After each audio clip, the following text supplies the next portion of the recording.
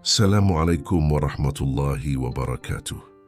Sahabat cerita Islami, pada video kali ini kita akan menyimak kisah yang begitu menakjubkan tentang karamah para wali pitu, para penyebar Islam di tanah Bali yang dakwahnya penuh hikmah, kasih sayang, dan keajaiban dari Allah Subhanahu wa Ta'ala.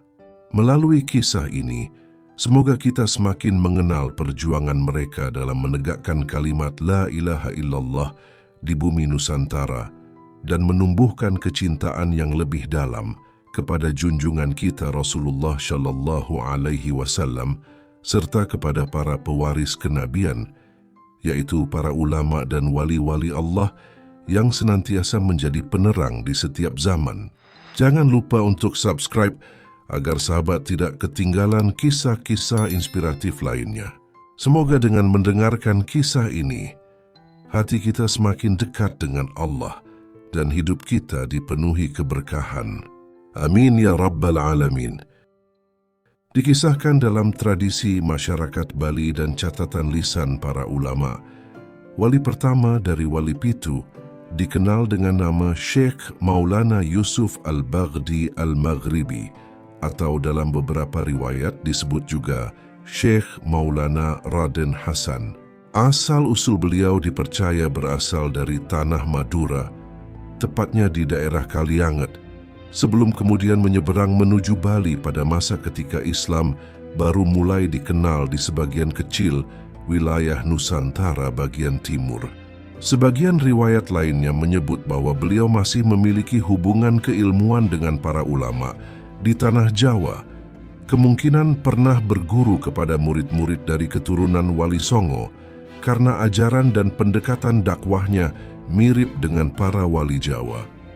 Lembut, penuh kasih, dan tidak menentang adat setempat. Ketika masih muda, Syekh Maulana Yusuf dikenal sangat tekun menuntut ilmu agama. Beliau mempelajari Al-Quran, fikih, dan tasawuf, serta dikenal sebagai ahli zikir yang kuat. Seiring waktu, beliau merasa mendapat panggilan batin untuk berdakwah ke wilayah yang belum mengenal Islam. Dalam mimpinya, beliau melihat lautan luas dan sebuah pulau yang dihuni oleh orang-orang yang haus akan cahaya iman. Mimpi itu ditafsirkan oleh gurunya sebagai isyarat agar beliau berangkat ke Pulau Bali. Dengan berbekal ilmu dan keyakinan, Syekh Maulana Yusuf berlayar menuju Bali. Saat tiba di pesisir utara, masyarakat masih memegang kepercayaan lama dan belum mengenal ajaran tauhid. Namun beliau tidak datang membawa pedang, melainkan dengan akhlak dan kelembutan hati. Ia menolong penduduk, mengajarkan tata cara bersuci, dan menanamkan nilai kasih sayang antar sesama. Suatu ketika, kemarau panjang melanda daerah itu. Sumur-sumur mengering dan masyarakat kelaparan. Syekh Maulana Yusuf kemudian menancapkan tongkatnya ke tanah seraya berzikir menyebut asma Allah. Seketika memancar air jernih yang mengalir deras, mencukupi kebutuhan seluruh penduduk. Mereka pun tersentuh dan mulai mengenal Allah yang Maha Pengasih. Sejak saat itu, satu demi satu masyarakat Bali memeluk Islam dengan kesadaran, bukan paksaan. Syekh Maulana Yusuf kemudian membangun surau kecil yang menjadi pusat pengajaran agama. Di tempat itulah beliau mendidik murid-muridnya agar menjadi pendakwah yang santun dan berilmu. Metode dakwahnya sangat damai, tidak menghapus adat, tetapi menyucikan niat di baliknya agar sejalan dengan ajaran Islam. Dikisahkan sebelum beliau berangkat ke tanah Bali. Suatu malam ketika beliau sedang berzikir di pesisir utara Madura, angin laut berhembus lembut dan mata beliau terpejam dalam kekhusyukan. Dalam keadaan antara sadar dan tidur, beliau melihat sebuah cahaya terang muncul di tengah lautan, lalu terdengar suara halus berkata, "Wahai Yusuf, seberangkanlah lautan ini. Di seberang sana ada tanah yang menanti datangnya kalimat tauhid. Pergilah, karena rahmat Allah akan menuntun langkahmu." Pada keesokan harinya, dengan hati mantap dan keyakinan penuh, beliau bersiap berangkat. Sebuah perahu kecil dari kayu nangka disiapkan oleh para sahabatnya. Tak ada bekal mewah, hanya air minum, roti kering, dan tongkat zikir yang selalu beliau bawa. Sebelum berangkat, beliau berdoa di tepi pantai, "Ya Allah, Engkaulah yang menguasai daratan dan lautan. Jadikanlah perjalanan ini bukan untuk kebanggaanku, tapi untuk menegakkan agamamu di bumi yang belum mengenal namamu." Perahu pun mulai berlayar. Laut tampak tenang di awal, tapi tak lama kemudian langit mendung menebal. Angin berhembus kencang, ombak menggulung tinggi, dan petir berkilat di kejauhan. Para nelayan yang melihat dari kejauhan berteriak, "Celakalah orang yang berlayar hari ini. Ombak sedang murka." Namun di atas perahu kecil itu, Syekh Maulana Yusuf tetap duduk tenang. Wajahnya berseri dalam cahaya zikir. Bibirnya tidak henti menyebut, "Hasbunallah wa ni'mal wakil, ni'mal maula wa ni'mal nasyir." Ketika ombak mulai meninggi hingga nyaris menenggelamkan perahunya, beliau berdiri menghadap arah gelombang sambil mengangkat tongkatnya tinggi-tinggi ke langit. Lalu dengan suara tegas namun lembut, beliau berseru, "Wahai laut, engkau hanyalah makhluk yang tunduk pada perintah Allah. Demi namanya yang maha agung, tenanglah dan berilah jalan bagi hamba yang membawa risalahnya." Seketika ombak besar itu berhenti di udara seperti terbelah dua sisi, membentuk lorong panjang di tengah samudra. Air di kiri dan kanan naik seperti dinding biru yang tinggi. Namun di tengahnya terbentang jalur tenang berwarna hijau jernih. Perahu kecil itu meluncur pelan di antara dua dinding air yang berdiri tegak, sementara ikan-ikan terlihat berenang di baliknya, seolah ikut bertasbih kepada Allah. Para nelayan di pantai melihat kejadian itu dengan mata kepala sendiri. Mereka berlari ke tepi pantai, sebagian berteriak ketakutan, sebagian sujud menangis, karena belum pernah mereka melihat laut tunduk seperti itu. Beberapa orang berkata, "Itu bukan manusia biasa. Itu kekasih Allah yang sedang menyeberang dengan izinnya." Perahu Syekh Maulana Yusuf terus melaju di jalur air yang tenang itu hingga mencapai tepian pantai Bali. Begitu kakinya menginjak pasir, ombak besar kembali menutup dan laut kembali bergelora seperti semula, seolah tak pernah terjadi apa-apa. Namun bekas perjalanan itu masih dapat dirasakan. Konon di hari-hari tertentu, air laut di sekitar tempat beliau mendarat selalu tampak lebih tenang daripada wilayah sekitarnya, meskipun badai datang dari segala arah. Setelah sampai di darat, Syekh Maulana Yusuf bersujud syukur. Beliau menengadahkan tangan ke langit dan berkata, "Segala puji bagimu, wahai Tuhan yang menundukkan lautan bagi hamba-Mu. Jika air yang deras ini tunduk kepada perintah-Mu, maka semoga hati manusia pun tunduk kepada kasih-Mu." Peristiwa itu menjadi awal dari perjalanan dakwah beliau di Pulau Bali. Penduduk yang mendengar kabar laut terbelah mulai datang menemui beliau, ingin mengenal siapa sosok yang bisa membuat samudra tunduk. Dari sinilah risalah Islam mulai disebarkan, bukan dengan kekuatan tangan, melainkan dengan kelembutan hati dan karomah yang memantulkan rahmat ilahi. Setelah peristiwa laut terbelah yang menjadi karomah pertamanya di tanah Bali, Syekh Maulana Yusuf tidak langsung menetap di satu tempat. Beliau berpindah dari satu pesisir ke pesisir lain, menyebarkan ajaran Islam dengan cara lembut dan bijaksana. Penduduk Bali saat itu masih kuat memegang keyakinan lama, tetapi mereka menghormati beliau karena ketenangan wajahnya dan mukjizat-mukjizat kecil yang sering terjadi di sekitar beliau. Selama tahun-tahun awal, beliau lebih banyak berdiam di daerah pesisir utara, dekat wilayah yang sekarang dikenal sebagai Buleleng dan Karangasem. Di sanalah beliau mulai mendirikan surau kecil yang kemudian menjadi pusat dakwah dan tempat masyarakat belajar membaca syahadat salat dan mengenal nama-nama Allah.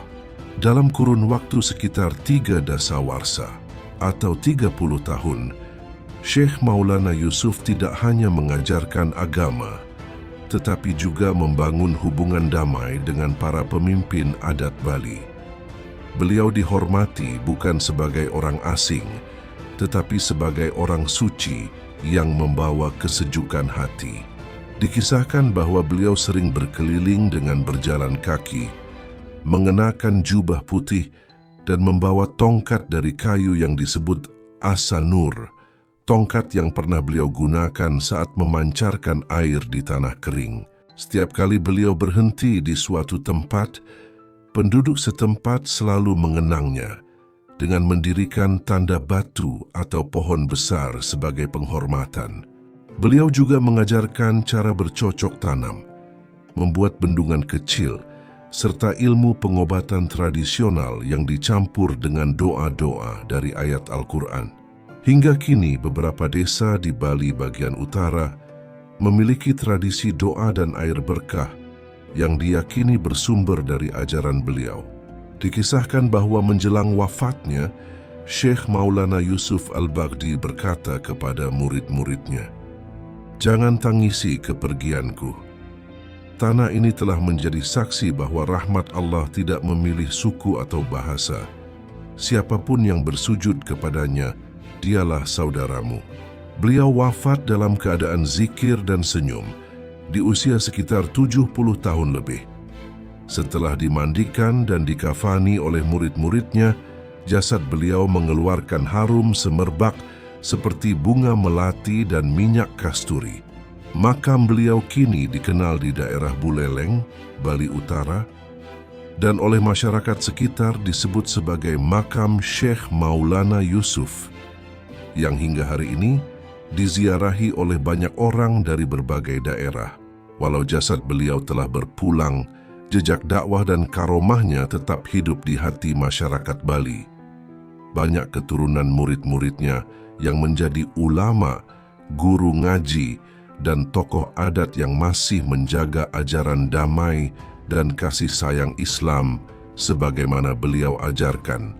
Beliau dikenang bukan hanya sebagai penyebar agama, tetapi sebagai wali pembawa cahaya yang menjadikan tanah Bali bersinar dengan ilmu dan ketenangan.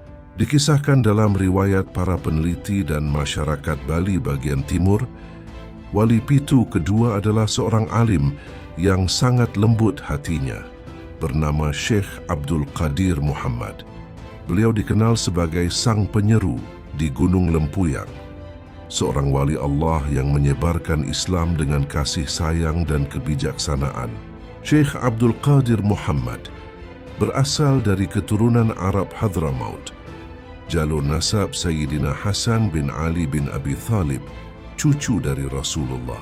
Ayahnya, Sayyid Muhammad bin Abdullah, adalah seorang ulama besar dari Kalimantan Selatan yang berdakwah hingga ke Lombok. Dari sana, beliau mengutus putranya, Abdul Qadir, menuju tanah Bali setelah mendapat isyarat ruhani bahwa di pulau itu akan tumbuh cahaya Islam. Sejak kecil, Abdul Qadir dikenal berbeda dari anak-anak lain. Dalam usia 7 tahun, ia telah hafal surah-surah panjang Al-Quran, dan pada usia 12 tahun, beliau khatam Al-Quran 30 juz, serta mulai mendalami ilmu fikih, tafsir, dan tasawuf. Beliau kemudian menuntut ilmu ke Tanah Suci Makkah dan Madinah, berguru kepada ulama besar seperti Syekh Ahmad Al-Fathani dan Syekh Abdul Ghani Al-Makki. Suatu malam ketika beliau berzikir di sekitar Hijaz, datanglah seorang mursyid tua dalam mimpi yang berkata, "Wahai Abdul Qadir, berangkatlah engkau ke timur, ke tanah yang bernama Bali. Di sana orang-orang belum mengenal Tuhanmu sebagaimana mestinya. Tugasmu adalah menyalakan pelita, bukan menyalakan api peperangan." Mimpi itu berulang hingga 3 malam. Maka dengan izin gurunya, beliau berangkat menuju Nusantara, singgah di Lombok, lalu menyeberang ke Bali bagian timur sekitar tahun 1475 75 Masehi. Ketika pertama kali tiba, beliau menapakkan kaki di pesisir dekat Gunung Lempuyang, wilayah yang masih sepi dan penuh hutan. Beliau mendirikan langgar kecil dari bambu dan setiap malam duduk bersila menghadap laut sambil berzikir dengan lembut. Penduduk sekitar mengira beliau seorang pertapa asing karena wajahnya teduh, sorot matanya menenangkan, dan jarang berbicara.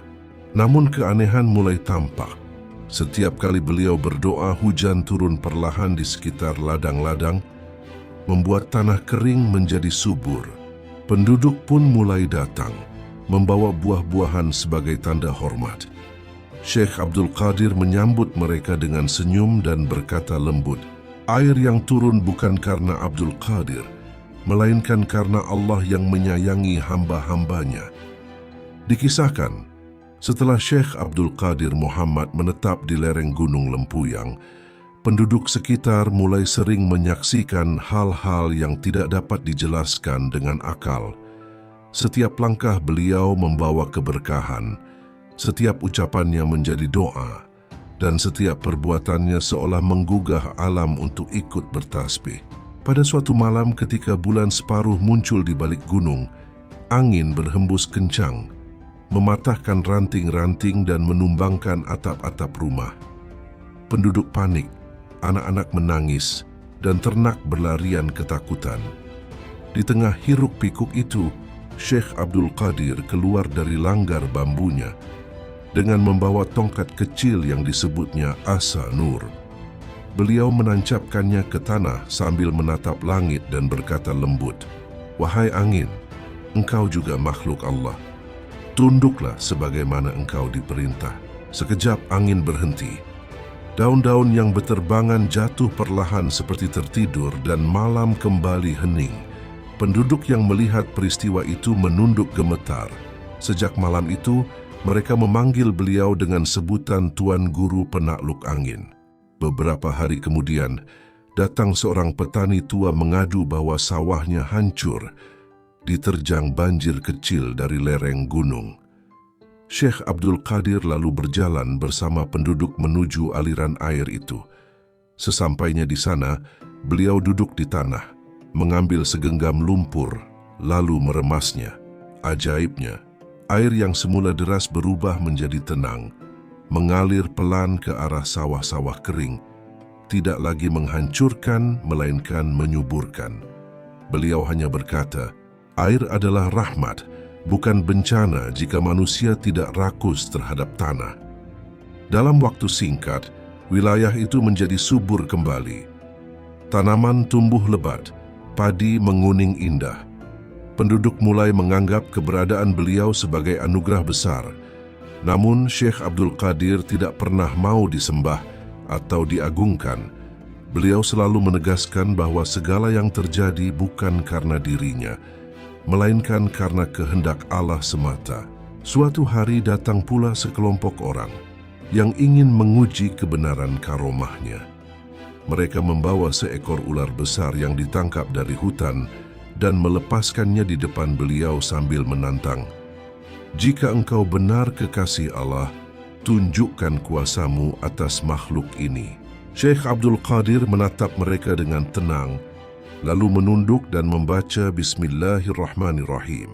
Ular itu yang semula menggeliat ganas, perlahan-lahan melingkar di kaki beliau. Diam seperti bayi yang tertidur. Beliau membelai kepala ular itu, kemudian berkata, "Makhluk ini lebih taat kepada Tuhannya daripada manusia yang congkak dengan kebodohannya." Setelah itu beliau melepaskan ular itu kembali ke hutan. Dan orang-orang yang tadi berniat mempermalukannya justru menangis dan memohon maaf. Sejak peristiwa itu, banyak dari mereka yang memeluk Islam. Tak berhenti di situ, karomah lain sering muncul tanpa disadari. Bila beliau lapar di tengah perjalanan, tiba-tiba muncul buah-buahan hutan di hadapannya. Bila beliau haus, kabut turun perlahan dan meneteskan embun ke dalam telapak tangannya. Kadang, burung-burung hutan datang mendekat, hinggap di bahunya, seakan ingin mendengarkan zikirnya. Penduduk sering berkata, bahkan gunung pun mencintainya, sebab setiap kali beliau mendaki untuk bertafakur, kabut yang biasanya tebal menjadi terang dan suara gemericik air seolah mengikuti langkahnya. Banyak yang percaya di malam-malam tertentu, bila seseorang berzikir dengan hati yang bersih di puncak Lempuyang, ia akan mencium aroma kasturi yang samar, tanda bahwa ruh beliau masih berkeliling di tempat itu, mendoakan mereka yang datang dengan niat baik. Hidup beliau penuh kesunyian, tapi setiap kesunyian itu membawa keajaiban. Tak ada satu pun makhluk yang merasa terancam oleh kehadirannya. Harimau di hutan menunduk bila berpapasan dengannya, dan burung-burung berterbangan hanya untuk mengiringi langkahnya kembali ke langgar bambu di lereng gunung. Demikianlah Syekh Abdul Qadir Muhammad, wali yang tidak dikenal dengan suara keras atau kekuasaan, melainkan dengan zikir yang lembut namun mengguncang langit. Setiap karomahnya bukan untuk dipamerkan, melainkan untuk meneguhkan bahwa ketika hati seorang hamba telah sepenuhnya berserah, maka alam pun tunduk di bawah kasihnya. Syekh Abdul Qadir Muhammad berdakwah di Bali selama lebih dari 20 tahun. Beliau mengajarkan Islam dengan cara yang lembut, menggabungkan kearifan lokal dengan nilai tauhid, sehingga banyak masyarakat Bali menerima ajaran beliau tanpa pertentangan. Ketika ajalnya tiba, beliau berpesan kepada murid-muridnya, "Jangan tangisi jasadku karena jasad akan hancur, tapi jagalah kalimat la ilaha illallah karena ia tidak akan pernah lenyap." Beliau wafat dalam keadaan senyum dan zikir di usia sekitar 60 tahun. Malam ketika beliau wafat, terlihat cahaya terang di puncak Gunung Lempuyang dan terdengar suara azan tanpa muazin bergema hingga 3 malam berturut-turut. Penduduk menganggap itu pertanda seorang wali Allah kembali ke hadirat Tuhannya. Makamnya hingga kini berada di lereng Gunung Lempuyang, Bali Timur, dan dikenal sebagai Makam Wali Lempuyang, salah satu tempat ziarah spiritual yang ramai dikunjungi peziarah dari berbagai daerah. Syekh Abdul Qadir Muhammad dikenang sebagai wali penenang bumi, seorang yang menyebarkan Islam bukan dengan kata-kata keras, tapi dengan senyum, doa, dan karomah yang menenteramkan. Namanya menjadi bagian dari 7 cahaya besar, Wali Pitu, yang menerangi Pulau Bali dengan rahmat dan kasih sayang Allah. Dikisahkan tentang Wali Pitu ketiga, Syekh Abdul Hamid, seorang ulama besar yang datang dari tanah Jawa bagian timur, tepatnya dari Gresik, daerah yang sejak dulu dikenal sebagai tanah para wali dan penuntut ilmu. Beliau lahir dari keluarga yang sangat taat beragama. Ayahnya seorang pengajar ilmu tauhid, sementara ibunya seorang hafizah yang gemar membaca Al-Quran setiap malam. Sejak kecil, Syekh Abdul Hamid sudah menunjukkan tanda-tanda berbeda dari anak-anak lain. Wajahnya bersinar lembut dan lidahnya senantiasa berzikir tanpa diajarkan. Ketika menginjak usia 12 tahun, beliau dikirim oleh ayahnya untuk menimba ilmu ke pesantren Ampel Denta di Surabaya, tempat para keturunan Sunan Ampel masih mengajar. Di sana beliau belajar ilmu fikih, tafsir, dan tasawuf. Gurunya yang paling berpengaruh adalah seorang ulama bernama Syekh Ma'ruf As-Sanusi yang memperkenalkan beliau kepada jalan tarekat Qadiriyah wa Naqsyabandiyah. Dari sinilah Syekh Abdul Hamid belajar mengenal Allah melalui jalan zikir, khalwat, dan mujahadah. Beberapa tahun kemudian, setelah selesai menuntut ilmu, Syekh Abdul Hamid bermimpi bertemu Rasulullah Shallallahu Alaihi Wasallam.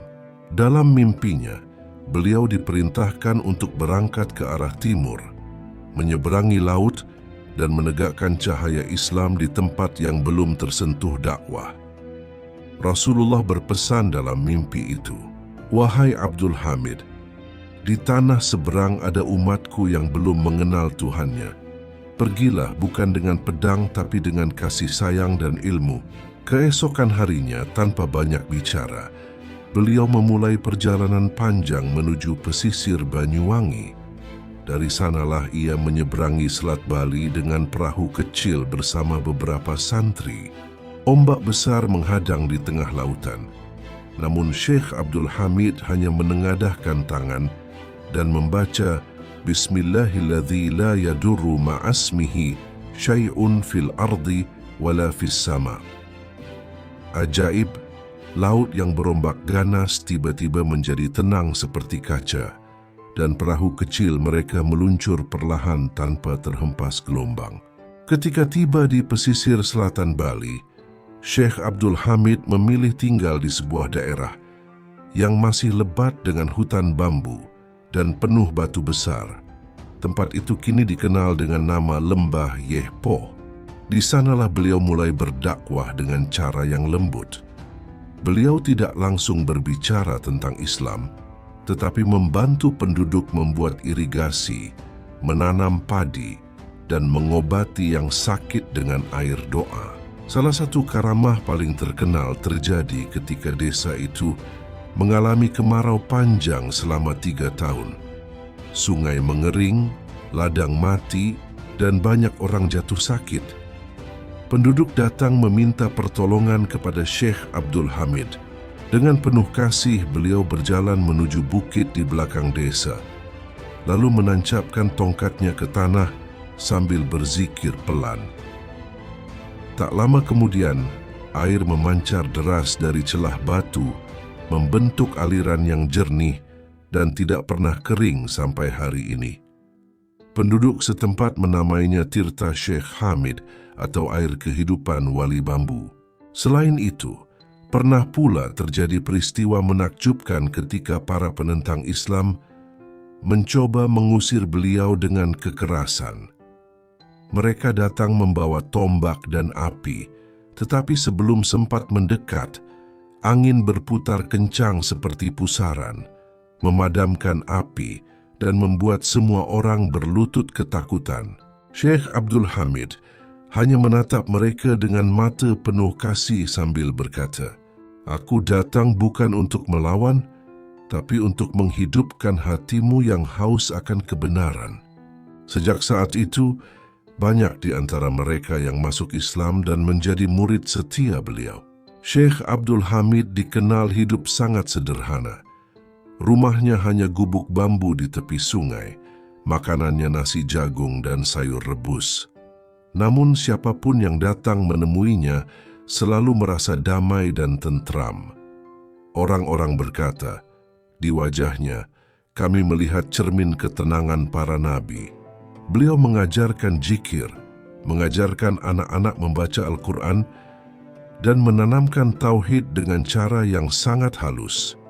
Hingga kini, di tempat beliau pernah bermukim, setiap malam Jumat selalu terdengar lantunan ayat suci dari keturunan murid-muridnya yang menjaga amalan tarekatnya. Syekh Abdul Hamid menetap di pulau ini selama lebih dari 35 tahun. Sejak pertama kali menginjakkan kaki di pesisir selatan hingga akhir hayatnya, beliau tidak pernah meninggalkan tanah yang telah menjadi tempat dakwah dan cintanya itu. Selama 3 dasawarsa lebih, beliau hidup bersama masyarakat, membimbing mereka, dan menjadi penuntun ruhani bagi siapapun yang haus akan ilmu dan cahaya kebenaran.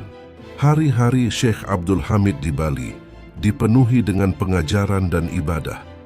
Ia bangun di sepertiga malam terakhir, duduk di tepi sungai sambil berzikir dan berdoa agar Allah memberi hidayah kepada penduduk pulau itu. Murid-muridnya datang silih berganti dari berbagai daerah. Ada yang dari Jawa, Lombok, bahkan Bugis. Namun, beliau selalu menekankan bahwa tujuan utama belajar bukan untuk menjadi guru, tapi untuk menjadi hamba yang benar-benar mengenal Tuhannya. Memasuki usia lanjut, wajah beliau semakin bercahaya. Tubuhnya mulai melemah tapi semangatnya tidak pernah surut. Pada suatu malam Jumat, setelah majelis zikir yang dihadiri banyak murid, beliau berkata dengan suara lembut namun penuh makna, "Wahai anak-anakku, dunia ini hanyalah tempat menanam. Jangan kalian sibuk dengan daun dan bunga, sementara akar iman kalian kering. Tanamlah cinta kepada Allah, maka hidupmu akan berbuah ketenangan." Setelah itu, beliau berpesan kepada murid-muridnya agar tidak meninggikan dirinya di hadapan manusia, karena kemuliaan sejati hanyalah milik Allah. Barang siapa merasa besar karena ilmu, maka ia belum mengenal Tuhannya. Barang siapa merasa hina di hadapan Allah, maka sesungguhnya Allah akan meninggikannya. Beberapa hari sebelum wafat, Syekh Abdul Hamid berkata kepada murid terdekatnya, "Jika kelak aku dipanggil pulang, jangan kalian tangisi kepergianku. Sebab wali tidak mati, ia hanya berpindah dari dunia fana menuju taman rahmat yang abadi. Dan ketahuilah, setiap zikir yang kalian lantunkan di tanah ini akan menjadi saksi bahwa Islam pernah tumbuh di bawah cahaya kasih sayang, bukan pedang." Malam itu setelah sholat Isya, beliau berwudu seperti biasa, lalu duduk bersila menghadap kiblat. Murid-murid yang menemaninya melihat wajah beliau tersenyum lembut, seolah sedang melihat sesuatu yang indah. Beliau kemudian menutup matanya, mengucapkan kalimat La ilaha illallah, dan nafasnya perlahan berhenti dalam kedamaian. Keesokan paginya, suasana desa berubah hening. Burung-burung tidak bersuara, angin berhenti sejenak. Masyarakat mengabarkan bahwa sang wali telah berpulang. Tubuh beliau tetap hangat dan harum, bahkan setelah dimandikan. Wajahnya berseri seperti orang yang sedang tidur. Beliau dimakamkan di lereng perbukitan dekat mata air, yang dulu keluar dari tongkatnya. Hingga kini, tempat itu dikenal dengan nama Makam Syekh Abdul Hamid dan sering diziarahi oleh masyarakat setempat. Banyak yang datang bukan hanya untuk berdoa, tetapi juga untuk merasakan ketenangan yang seolah masih memancar dari tanah tempat beliau bersemayam. Pesan terakhir beliau yang selalu diingat murid-muridnya adalah, "Jangan tinggalkan zikir, sebab zikir adalah napasnya ruh. Barang siapa meninggalkan zikir, maka ruhnya mati sebelum jasadnya." Dengan berpulangnya Syekh Abdul Hamid, berakhirlah perjalanan panjang seorang wali yang menegakkan Islam di tanah Bali dengan kelembutan, doa, dan cahaya ketulusan. Namun jejaknya tidak pernah padam, sebab setiap kali azan berkumandang di desa yang dulu sunyi, disitulah ruh beliau seakan tersenyum, menyaksikan bahwa cahaya Islam tetap hidup di tanah yang beliau cintai. Dikisahkan tentang wali pitu yang keempat, seorang ulama besar bernama Syekh Abdul Rahman, yang oleh masyarakat Bali bagian tengah dikenal dengan sebutan Tuan Syekh Rahman Pucangan. Beliau datang ke Bali sekitar pertengahan abad ke-17 Masehi, pada masa ketika Islam mulai menyebar lebih luas di Nusantara, namun masih sangat jarang dikenal oleh masyarakat pedalaman Bali. Asal-usul beliau berasal dari tanah Banjar, Kalimantan Selatan, dari keluarga ulama dan bangsawan yang disegani. Ayah beliau, Syekh Abdullah Al-Banjari, adalah seorang ahli fikih dan tasawuf, sedangkan ibunya dikenal sebagai perempuan salehah yang setiap malam tidak pernah tidur sebelum selesai membaca surah Yasin. Dari kecil, Syekh Abdul Rahman sudah terbiasa hidup dalam suasana ilmu dan zikir. Ketika usianya baru menginjak 10 tahun, beliau sudah hafal Al-Quran 30 juz. Di usia muda, beliau berguru ke banyak ulama di Nusantara, termasuk ke pesantren Martapura, lalu melanjutkan ke Tanah Jawa dan belajar di bawah bimbingan seorang ulama besar yang merupakan keturunan Sunan Gunung Jati. Dari sang guru, beliau bukan hanya belajar ilmu syariat, tetapi juga mendalami ilmu hakikat, jalan penyucian hati menuju ma'rifatullah. Setelah beberapa tahun menuntut ilmu, beliau bermimpi didatangi seorang tua berpakaian putih bersih. Orang itu berkata, "Wahai Rahman, pergilah ke pulau yang diapit laut dan gunung. Di sana banyak jiwa yang haus akan kebenaran, tapi mereka tak tahu di mana sumber airnya. Engkaulah yang akan menggali mata air itu dengan zikirmu." Mimpi itu datang 3 kali, hingga akhirnya beliau yakin itu adalah isyarat dari Allah. Dengan izin gurunya, Syekh Abdul Rahman berlayar menuju timur, menyeberangi Laut Jawa, hingga tibalah ia di Pulau Bali. Perjalanan beliau menuju pedalaman tidaklah mudah. Penduduk banyak yang menolak kedatangannya karena mengira beliau membawa ajaran baru yang akan menghapus tradisi lama. Namun Syekh Abdul Rahman tidak pernah marah atau menentang. Beliau justru membantu masyarakat dengan cara yang paling sederhana, memperbaiki sumur, menyembuhkan orang sakit, dan memberi makan fakir miskin. Suatu hari, ketika masyarakat mengalami musim kering yang panjang, Syekh Abdul Rahman mengajak mereka untuk berdoa bersama. Di tengah lapangan, beliau duduk bersila, menengadahkan tangan, dan membaca zikir dengan suara yang lembut. La ilaha illallah. Ya Rahman, Ya Rahim, turunkan rahmatmu sebagaimana engkau menurunkannya kepada bumi yang gersang. Tak lama setelah itu, langit mendung, petir menyambar, dan hujan deras turun membasahi tanah. Orang-orang menangis, berpelukan, dan mulai menyadari bahwa beliau bukan sekadar orang asing, tapi kekasih Allah yang diutus untuk membawa rahmat. Karamah lain yang sering diceritakan turun-temurun adalah kisah batu yang bersujud. Dikisahkan, suatu malam beliau duduk tafakur di dekat sebuah batu besar di tepi sungai. Saat beliau berzikir, batu itu bergetar dan perlahan menunduk, seolah bersujud kepada Allah bersama beliau. Penduduk yang melihat kejadian itu ketakutan, namun Syekh Abdul Rahman berkata, "Batu pun mengenal Rabbnya, maka janganlah manusia lebih keras dari batu." Sejak peristiwa itu, masyarakat sekitar mulai membuka diri terhadap dakwah beliau. Lambat laun, mereka belajar membaca syahadat, belajar bersuci, dan memahami bahwa Islam tidak datang untuk menghancurkan budaya, melainkan menyucikan hati agar mengenal Sang Pencipta. Beliau membangun sebuah surau kecil di tengah hutan bambu, yang kini telah menjadi tempat ziarah dan dikenal sebagai Pucangan Syekh Abdul Rahman.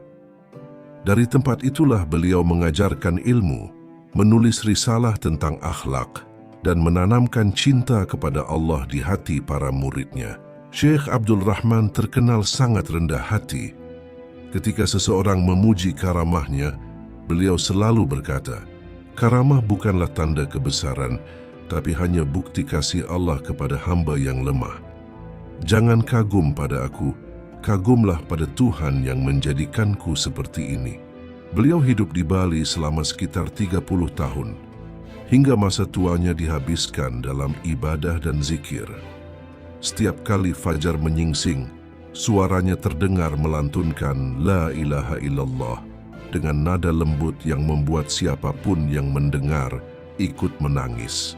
Hingga kini masyarakat setempat percaya bahwa bau harum dan cahaya lembut sering muncul di sekitar makam beliau pada malam-malam tertentu, terutama ketika bulan purnama. Mereka meyakini itu adalah tanda bahwa ruh sang wali masih menjaga tanah tempat beliau, menanam cahaya Islam dengan kasih sayang dan kesabaran. Dikisahkan wali Pitu yang kelima, seorang ulama besar yang dikenal dengan nama Syekh Abdul Jalil, atau oleh masyarakat Bali disebut Tuan Jalil Gunung Sari. Beliau datang ke Bali dari arah timur Jawa, tepatnya dari daerah Tuban, sekitar pertengahan abad ke-17.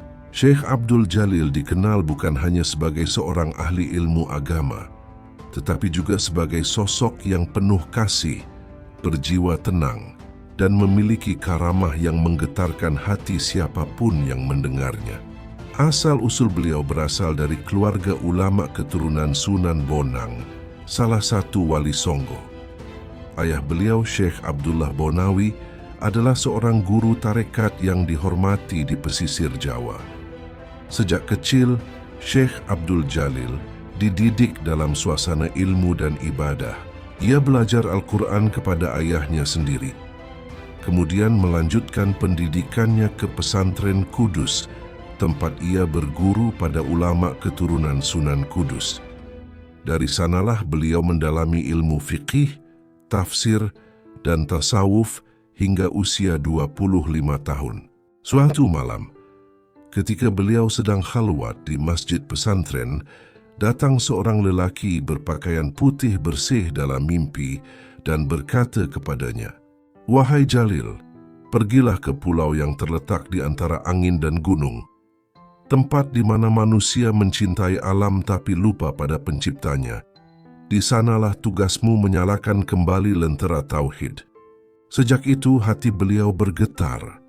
Setelah meminta izin kepada gurunya, Syekh Abdul Jalil pun berangkat ke arah timur dengan perahu kecil, menyeberangi laut menuju tanah Bali. Beliau tiba di daerah Gunung Sari yang saat itu masih berupa hutan lebat dan dikelilingi sungai-sungai jernih. Penduduknya hidup dalam kepercayaan lama, memuja roh nenek moyang dan dewa-dewa alam. Namun Syekh Abdul Jalil tidak datang untuk menghapus, melainkan untuk menyentuh hati mereka dengan kasih sayang. Beliau tinggal di sebuah pondok sederhana di kaki bukit dan setiap hari membantu penduduk menanam padi, mengobati yang sakit, serta memberi makan anak yatim. Pendekatannya begitu halus hingga masyarakat tak menyadari bahwa dakwah sedang berjalan, sebab beliau mengajarkan tauhid melalui perbuatan sebelum melalui ucapan.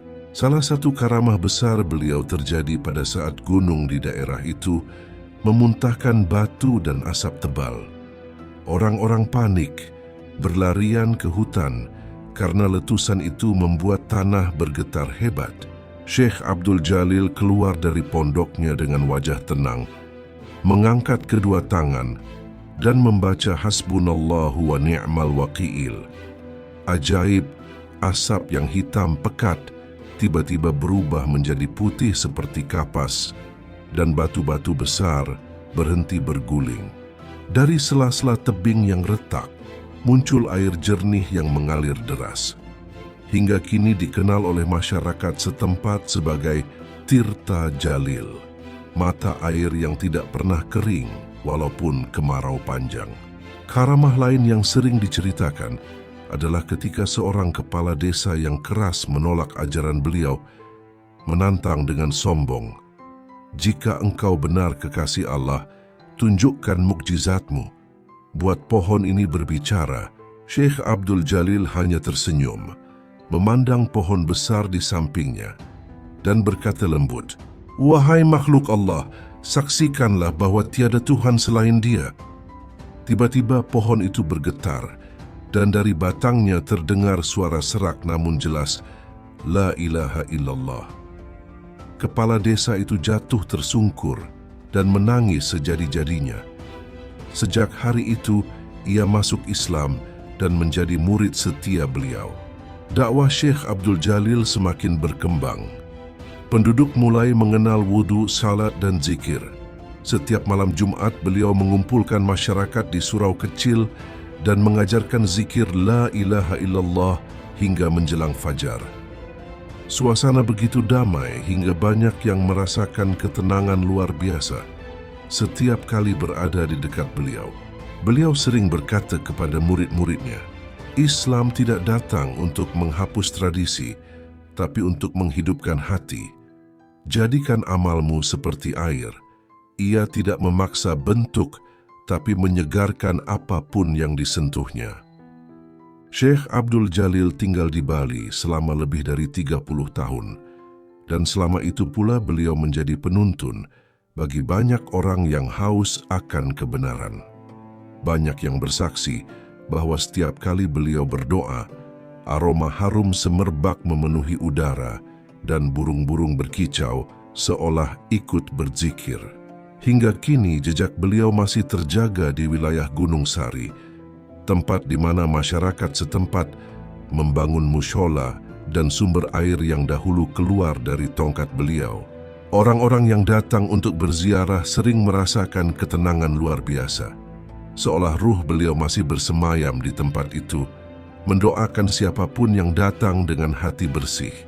Wali pitu yang keenam adalah Syekh Yusuf Al-Maghribi, seorang ulama dan sufi keturunan Arab dari negeri Maghrib, Maroko, yang datang ke Nusantara pada abad ke-17.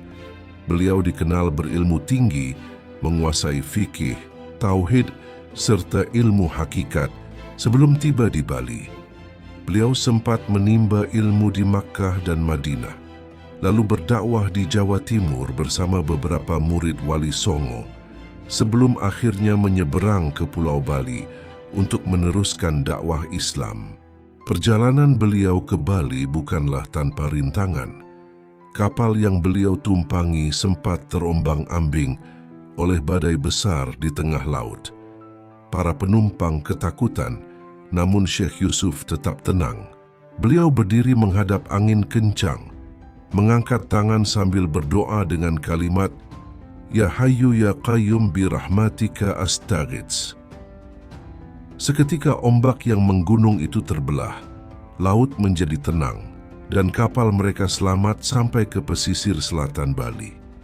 Sejak itu masyarakat setempat menyebut beliau Wali Samudra karena diyakini mampu menenangkan amukan lautan. Setibanya di Bali, beliau memilih tinggal di daerah pedalaman yang masih dikelilingi hutan lebat. Dengan cara yang lembut dan penuh kasih, beliau mendekati penduduk lokal. Tidak sedikit yang awalnya menolak ajaran Islam, namun hati mereka luluh karena akhlak beliau yang sangat sabar. Ia sering membantu warga menanam padi, mengobati yang sakit, dan membangun sumur di daerah yang sulit air. Suatu hari penduduk menyaksikan karamah besar beliau. Saat musim kemarau panjang melanda, sumber air di desa mengering. Syekh Yusuf lalu memerintahkan murid-muridnya menggali tanah di bawah pohon besar. Dengan izin Allah, keluarlah air yang jernih dan tak pernah kering hingga kini. Penduduk pun menamakan tempat itu Tirta Wali, air para wali. Dalam berdakwah, beliau selalu menekankan kelembutan hati. Beliau berkata kepada murid-muridnya, "Barang siapa ingin menundukkan manusia, tundukkan dulu hawa nafsunya. Karena musuh terbesar seorang da'i bukan orang lain, melainkan dirinya sendiri." Suatu hari ketika beliau baru menetap di daerah pegunungan yang sunyi, para penduduk datang mengadu karena sawah mereka diserang hama belalang yang tak kunjung habis. Syekh Yusuf lalu berjalan ke tengah sawah dengan membawa sebatang tongkat kayu kurma yang selalu beliau bawa sejak dari Hijaz.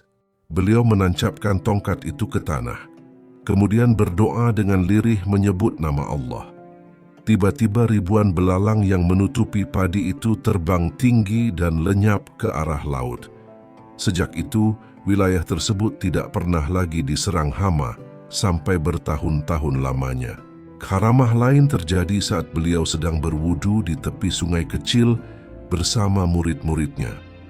Salah satu murid kehilangan wadah airnya yang terbawa arus deras. Dengan tenang, Syekh Yusuf mengambil segenggam pasir, lalu meletakkannya di atas permukaan air sambil membaca basmalah. Ajaibnya, pasir itu tidak tenggelam, dan dari arah hulu tampak wadah yang hanyut tadi justru berputar kembali ke tempat mereka berdiri. Murid-murid menangis menyaksikan kebesaran Allah yang tampak melalui tangan gurunya.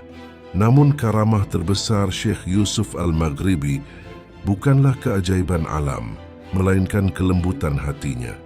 Beliau dikenal mampu menundukkan orang-orang keras hanya dengan tatapan penuh kasih. Banyak tokoh adat yang awalnya menolak Islam justru menangis dan bersyahadat setelah duduk mendengar beliau berbicara tentang cinta Allah dan akhlak Rasulullah. Pernah pula suatu malam, seorang murid mendapati beliau berdiri di atas air laut yang surut, sedang salat tahajud di tengah gelombang yang berkilau cahaya. Murid itu ketakutan, namun Syekh Yusuf menoleh dan berkata lembut, "Jika hati tenggelam dalam zikir, maka bumi dan laut pun akan tunduk." Kisah-kisah karamah ini membuat masyarakat Bali menaruh hormat besar kepada beliau. Hingga kini, di tempat beliau dulu menancapkan tongkat kayu kurma itu, masih tumbuh sebatang pohon yang tidak pernah kering meski kemarau panjang. Penduduk percaya, itu adalah tanda berkah dari seorang kekasih Allah yang membawa kesejukan bagi tanah Bali. Dikisahkan, menjelang akhir hayatnya, Syekh Yusuf Al-Maghribi sudah berusia lanjut. Rambutnya memutih seperti kapas. Langkahnya mulai pelan, namun wajahnya tetap bersinar lembut. Suatu hari, beliau berkata kepada murid-muridnya, "Perjalanan ini hampir usai. Tubuh akan kembali ke tanah, namun ruh akan pulang kepada kekasih yang abadi. Jangan tangisi kepergian guru kalian, karena yang berpisah hanya jasad, bukan cinta." Sejak hari itu, beliau semakin banyak berdiam diri di tempat khalwatnya di tepi hutan, di dekat mata air yang dulu muncul melalui doanya. Setiap malam terdengar suara zikir dan salawat bergema lembut dari tempat itu, seakan alam ikut memuji bersama beliau. Para murid sering melihat cahaya keemasan memancar di sekeliling gubuknya pada waktu tahajud. Pada malam Jumat, setelah salat Isya, beliau berwudu dengan sangat tenang, lalu memerintahkan murid-muridnya duduk mengelilinginya. Dengan suara lembut, beliau membacakan ayat, "Inna lillahi wa inna ilaihi raji'un." Lalu beliau menatap mereka satu persatu sambil tersenyum dan berkata, "Jagalah Islam dengan akhlak, karena dengan akhlak Islam hidup di hati manusia." Beliau kemudian memejamkan mata, menundukkan kepala dan napasnya berhenti dalam keadaan zikir. Wajahnya bersinar lembut, seolah tersenyum melihat sesuatu yang indah. Murid-murid menangis dalam hening, menyadari gurunya telah berpulang kepada Allah dengan husnul khatimah.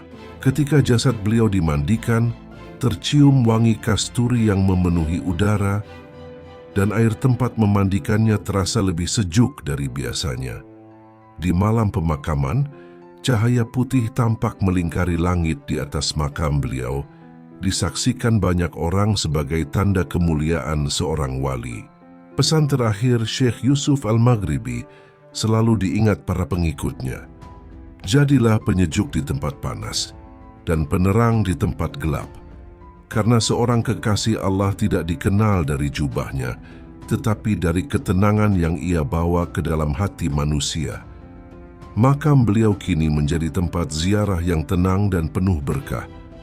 Orang-orang datang bukan hanya untuk berdoa, tetapi untuk merasakan kedamaian yang masih memancar dari sosok wali yang hidupnya penuh ilmu, zikir, dan cinta kepada Allah. Wali pitu yang terakhir, yaitu Syekh Abdul Muhyi Al-Banjari, adalah seorang ulama besar yang datang dari Tanah Banjar, Kalimantan Selatan. Beliau dikenal sebagai wali yang sangat zuhud, berwibawa, dan penuh rahasia. Ilmunya luas, baik dalam syariat maupun hakikat, dan sejak muda sudah menunjukkan tanda-tanda kewalian. Syekh Abdul Muhyi menuntut ilmu di berbagai tempat. Setelah belajar di Kalimantan, beliau melanjutkan perjalanan ke Makkah untuk berguru kepada para ulama sufi dan ahli hadits. Di sana, beliau dikenal rajin beribadah dan gemar berkhidmat kepada para gurunya. Setelah beberapa tahun, beliau pulang ke Nusantara, menetap sebentar di Jawa Barat, lalu melanjutkan dakwahnya ke Bali, tempat di mana para wali sebelumnya telah lebih dulu menanam benih Islam. Beliau tiba di Bali pada masa yang sulit. Banyak masyarakat yang masih memegang kuat adat lama, bahkan sebagian menentang ajaran Islam. Namun dengan kelembutan dan kesabaran, Syekh Abdul Muhyi mulai mendekati masyarakat melalui jalan hikmah. Beliau tidak langsung mengubah keyakinan mereka, tetapi menanamkan nilai-nilai tauhid lewat ajaran moral dan kasih sayang. Suatu hari saat masyarakat dilanda ketakutan karena gunung di daerah itu meletus, Syekh Abdul Muhyi keluar dari suraunya dan menghadap ke arah gunung sambil mengangkat tangan. Dengan lirih beliau berdoa, "Wahai bumi yang diciptakan oleh Allah, tenanglah atas namanya." Tak lama kemudian gemuruh gunung itu mereda dan abu panas berhenti menyembur. Penduduk yang menyaksikan kejadian itu berbondong-bondong datang bersyahadat. Mereka berkata, "Kami melihat sendiri kekuasaan Allah melalui tangan orang saleh ini." Karamah lainnya juga terkenal, yaitu ketika beliau menolong kapal nelayan yang karam di tengah laut. Beliau hanya berdiri di tepi pantai, mengangkat tongkatnya, dan ombak besar pun terbelah.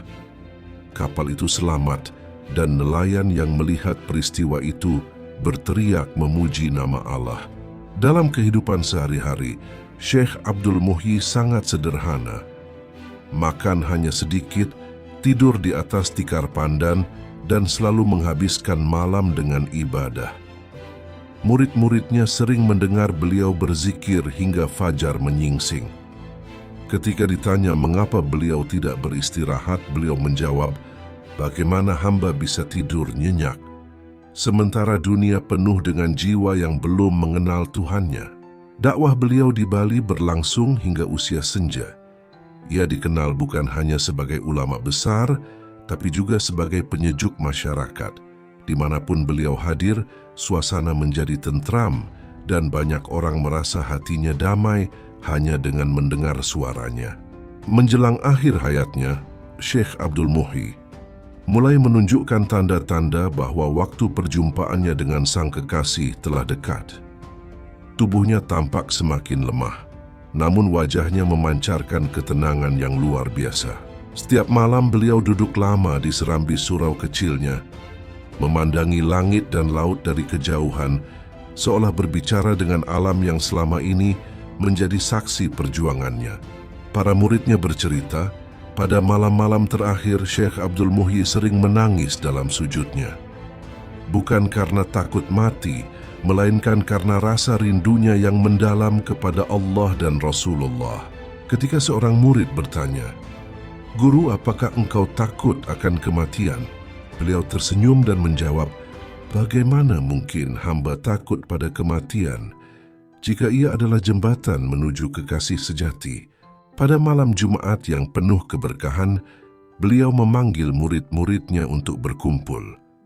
Di dalam cahaya lampu minyak yang redup, beliau duduk bersila dengan tenang. Dengan suara lembut, beliau berkata, "Wahai anak-anakku, jangan kalian biarkan dakwah berhenti bersamaku. Islam tidak tumbuh dengan pedang, tapi dengan kasih sayang. Jika manusia menolakmu, jangan balas dengan marah. Tundukkan hatimu, karena hati yang tunduk akan menundukkan dunia. Jadikan zikir sebagai napas dan sabar sebagai pakaian. Karena orang yang tidak sabar tidak akan mampu menjaga cahaya imannya. Dan ingatlah, bila aku tiada, jangan cari aku di makam ini. Tapi carilah aku dalam setiap amal yang kalian lakukan dengan ikhlas." Setelah menyampaikan pesan itu, beliau meminta segelas air. Seusai meminumnya, beliau menatap murid-muridnya satu persatu, tersenyum, lalu berbisik pelan, "La ilaha illallah." Ucapan itu terhenti di antara napas terakhirnya. Wajah beliau tampak bercahaya dan tersenyum damai.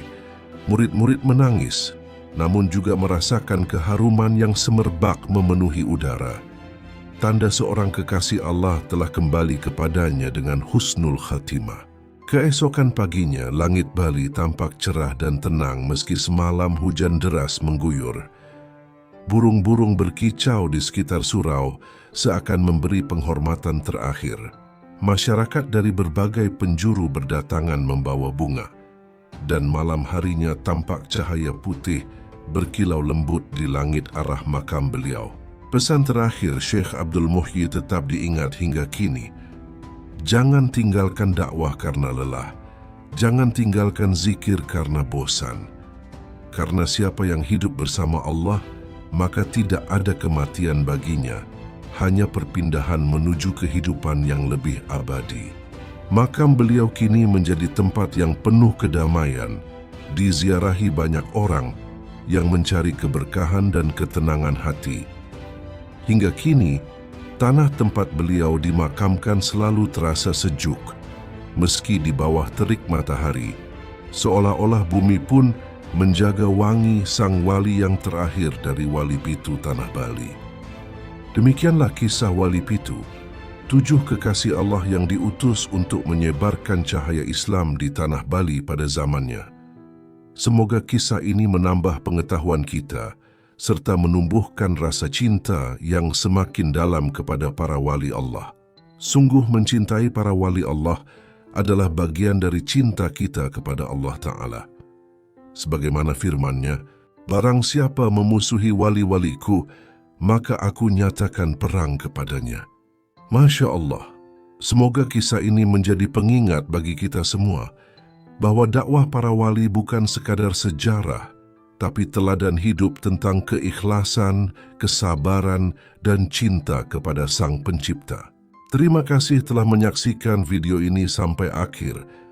Jangan lupa untuk like, share, dan subscribe, agar semakin banyak yang mengenal kisah-kisah penuh hikmah seperti ini. Semoga setiap kebaikan dari video ini menjadi berkah dalam kehidupan kita semua. Segala kekurangan dalam penyampaian mohon dimaafkan, karena setiap kebaikan datang dari Allah dan segala khilaf datang dari diri saya pribadi. Wassalamualaikum warahmatullahi wabarakatuh.